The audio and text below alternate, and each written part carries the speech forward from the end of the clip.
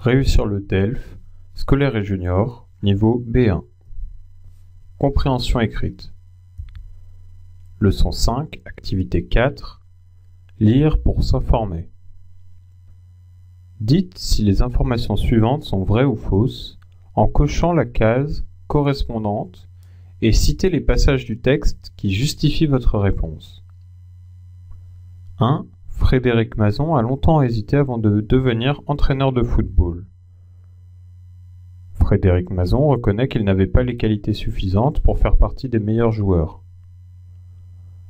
Les séances d'entraînement sont différentes de ce qu'elles étaient quand il était joueur. Frédéric Mazon est toujours aussi content de participer à des matchs. Deuxième question. Quelle a été la réaction de Frédéric Mazon lorsque le club du PSG a décidé de ne pas le prendre comme joueur? Le PSG, le Paris Saint-Germain et le club de foot de la capitale Paris. Troisième question. À part l'âge, qu'est-ce qui peut forcer un joueur à interrompre sa carrière? Quatrième question. C'est le grand vide une fois qu'on s'arrête, signifie. Cinquième question. Gagner c'est bien, mais pas à n'importe quel prix, signifie. Sixième question. Frédéric Mazon est plutôt. Septième question. Expliquez pourquoi, donnez 2 raisons. Il faut donc répondre aux 7 questions à partir des informations trouvées dans le texte. Entraîneur de foot, je fais progresser les jeunes. Ulysse, 13 ans, a rencontré Frédéric, entraîneur de football en région parisienne. Ils ont même fait quelques têtes ensemble. Faire quelques têtes, c'est-à-dire échanger la balle avec la tête. Être entraîneur, c'est une vocation? Une vocation est un rêve, c'est ce que l'on veut faire depuis qu'on est tout petit. Oui, ça m'a tout de suite attiré. J'ai été joueur professionnel au Stade de France, à Paris, et j'évoluais en 2e division. À cette époque déjà, j'encadrais les poussins de mon club, et très vite, j'ai passé les diplômes pour devenir entraîneur professionnel. Les poussins, c'est une catégorie de joueurs pour les enfants, ils ont environ 12 ans. Vous n'aviez plus envie d'être footballeur? En fait, je n'avais pas le niveau pour passer en 1re division. À une époque, le PSG m'a sollicité, mais finalement ils m'ont trouvé trop vieux. À 26 ans, tu te rends compte? Une carrière de joueur se termine vers 30-35 ans, voire plus tôt en cas de blessure. Souvent, c'est le grand vide une fois qu'on s'arrête.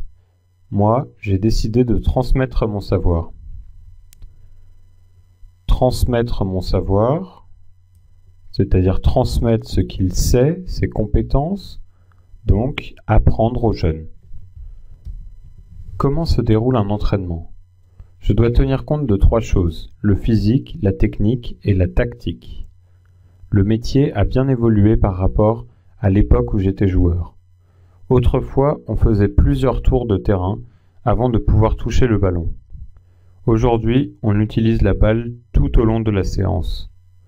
On cherche à améliorer ses contrôles, on travaille ses passes, le jeu de tête. Il faut aussi apprendre à respecter les consignes de placement. Qu'apprenez-vous à vos joueurs? Beaucoup ne pensent qu'au résultat. Or, gagner c'est bien, mais pas à n'importe quel prix. Il faut savoir respecter l'adversaire, admettre les décisions de l'arbitre, même s'il n'en est pas d'accord, et accepter la défaite. Accepter la défaite signifie être fair-play, et même si on perd, être d'accord. Vous jouez encore au foot? Non, j'ai reçu trop de coups aux jambes. Je participe parfois à des matchs en fin d'année, mais je n'ai guère le temps et j'éprouve moins de plaisir. Mais j'en ai bien profité pendant 30 ans. Je n'ai guère le temps, c'est-à-dire j'ai à peine le temps. J'éprouve signifie je ressens moins de plaisir. Quelles sont vos plus grandes satisfactions? J'ai aidé des jeunes à réaliser leurs rêves. Un de mes anciens élèves est au PSG, d'autres ont signé au Havre, à Nancy, Lorient. C'est également formidable de sentir qu'un groupe motivé applique vos idées. Par ailleurs, notre club a mis en place une charte du fair play qui porte ses fruits. Fini le caillassage des quarts, des adversaires et les tags du genre bienvenue en enfer. Le Havre, Nancy et Lorient sont des villes françaises, mais également des clubs de première ligue.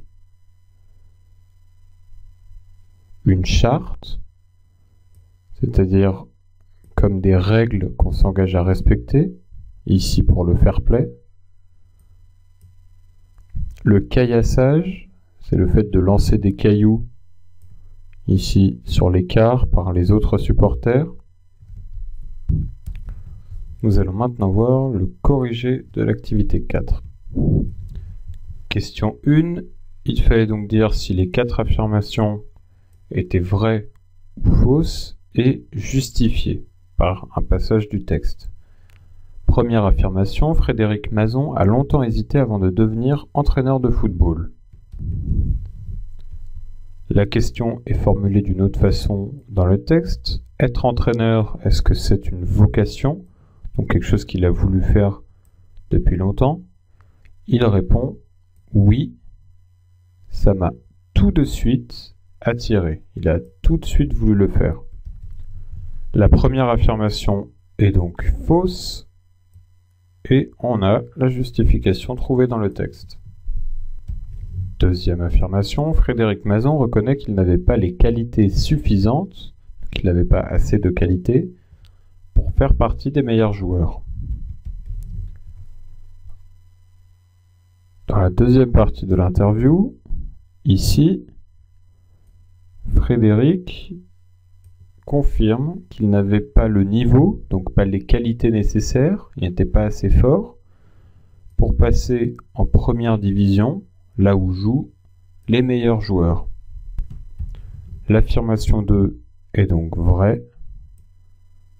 Et on a la citation du texte. Troisième affirmation, les séances d'entraînement sont différentes de ce qu'elles étaient quand il était joueur. Ulysse pose la question comment se déroule un entraînement, donc comment se passe l'entraînement. On a ici la phrase le métier a bien évolué, cela a changé par rapport à quand il était joueur. Il explique ensuite que autrefois, donc avant, quand il était joueur, on faisait plusieurs tours de terrain, c'est-à-dire on courait beaucoup avant de toucher le ballon. Aujourd'hui, donc maintenant, à l'inverse, on utilise la balle tout au long de la séance. Donc tout le long de l'entraînement, les joueurs ont la balle au pied. La troisième affirmation est donc vraie. Autrefois, on faisait plusieurs tours de terrain avant de toucher le ballon. Aujourd'hui, on utilise la balle tout au long de la séance. Dernière affirmation, Frédéric Mazon est toujours aussi content de participer à des matchs. À la question « Est-ce qu'il joue encore au foot ?», il dit non, mais précise quand même que parfois il participe à des matchs, mais il éprouve moins de plaisir qu'auparavant. La dernière affirmation est donc fausse. Il le dit, il éprouve moins de plaisir. Question 2. Quelle a été la réaction de Frédéric Mazon lorsque le club du PSG a décidé de ne pas le prendre comme joueur? Le PSG l'a sollicité, a donc pris contact avec lui, mais finalement, ils l'ont trouvé trop vieux pour être joueur. On a ensuite la réaction de Frédéric à ce moment-là. Il n'avait que 26 ans. Il était donc surpris. À 26 ans, tu te rends compte?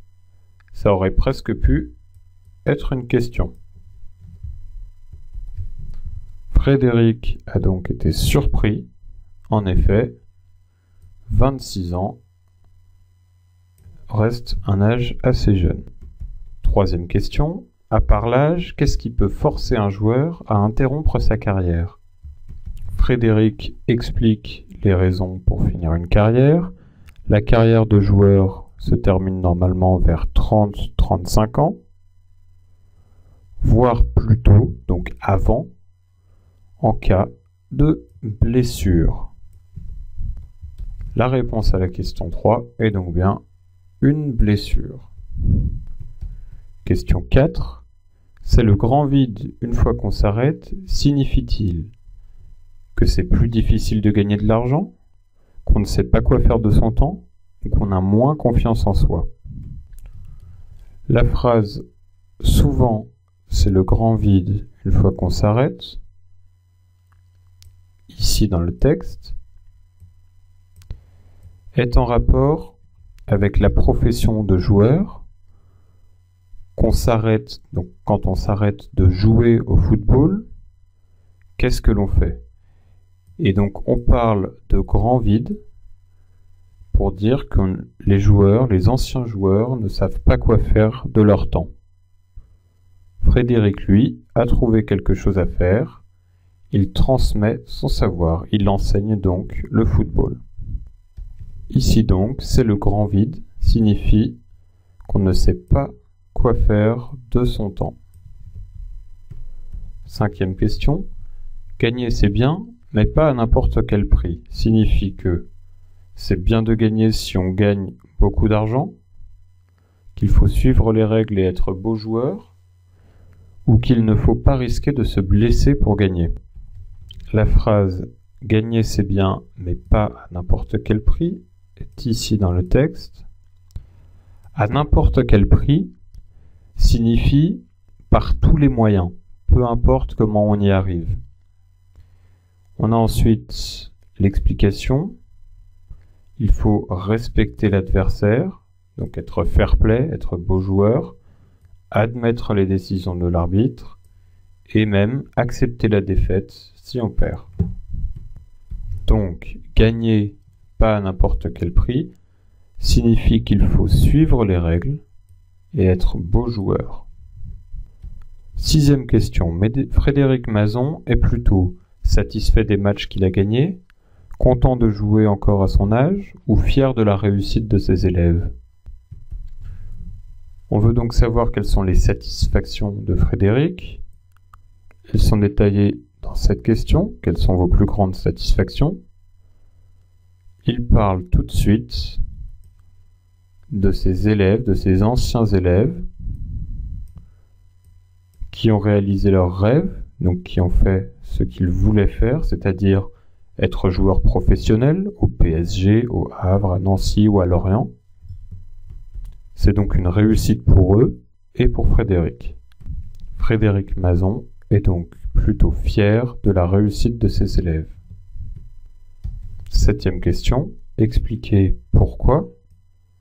Il faut 2 raisons. Les raisons sont expliquées dans le même paragraphe. Tout d'abord, parce qu'ils ont réalisé leurs rêves. Il est donc content pour eux. Et ensuite, il trouve formidable, donc il aime bien, sentir qu'un groupe applique vos idées, c'est-à-dire que ses élèves pensent comme il leur a dit de penser, en étant fair-play, en acceptant la défaite, en respectant l'adversaire, par exemple. La réponse à la question 7 est donc parce qu'ils ont pu réaliser leurs rêves et parce qu'ils appliquent ces idées, le respect des autres.